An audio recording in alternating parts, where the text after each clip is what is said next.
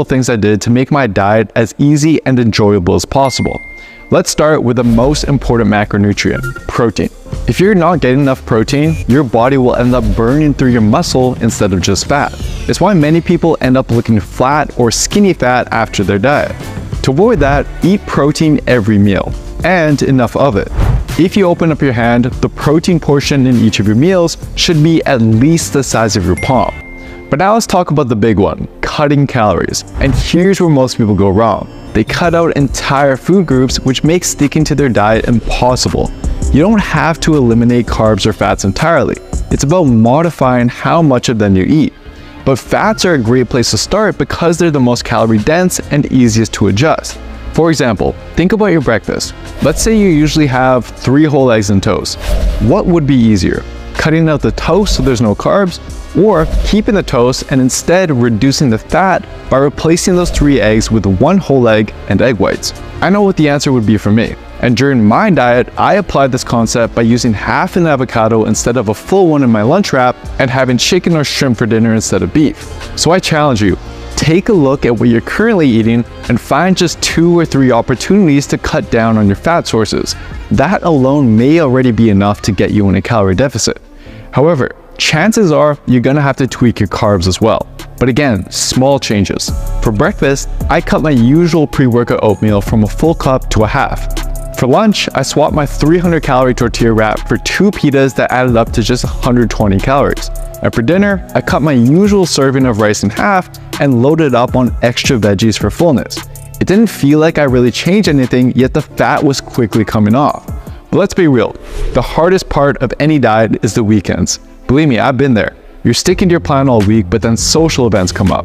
You want to relax, enjoy meals out with friends or family, but at the same time, you don't want to undo all your hard work. It can feel like a lose-lose situation. But here's how I made weekends work for me. A science-backed strategy called planned hedonic deviation, a fancy term for treat meals. Every Saturday or Sunday, I'd boost my intake by 500 to 800 calories to enjoy a big meal guilt-free. Sure, it technically slowed down my weekly progress by a day, but in the long run, it made sticking to my diet way more doable and gave me the boost I needed for the next week ahead. But focusing on your diet alone isn't enough.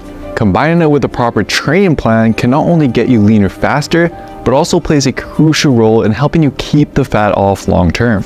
Now, while lifting weights should be your major focus here, there's a few tweaks that can make all the difference, especially when it comes to your most stubborn muscle groups. See, from my experience and conversations with top coaches, the muscles that are hardest to grow also tend to be at the highest risk of muscle loss during a diet. To counteract this, keep the volume high for those muscles. For me, my chest was always a weak point. So during my diet, I kept my chest volume high while cutting 1 to 2 sets from stronger muscles like my back and arms. The result? 60 days later, I was down 10 pounds of fat, but my chest actually got stronger and seemed to continue to grow. That said, be careful not to completely neglect any muscle groups either. A new study released just this year found that any muscles that aren't trained, in this case the inner thighs and calves, will likely be burned off for energy. So to lose more fat rather than muscle, you probably benefit by following a program that doesn't neglect any major muscle groups, especially your calves. But as great as lifting weights is, it doesn't burn nearly as many calories as you think. And the fewer calories you burn every day, the more you're gonna have to cut from your diet, which can make sticking to it a lot harder. So what's the solution? Cardio, obviously. Yes, but here's the twist. The cardio you need doesn't have to involve running, jogging, or hours on the Stairmaster. What if I told you cardio workouts not only burn fewer calories than you'd expect, but can also make you compensate by burning less energy throughout the rest of the day? It's probably why some of you have noticed that even after adding more cardio to your routine, your fat loss stalls. The real solution? Focus less on cardio workouts and just set a daily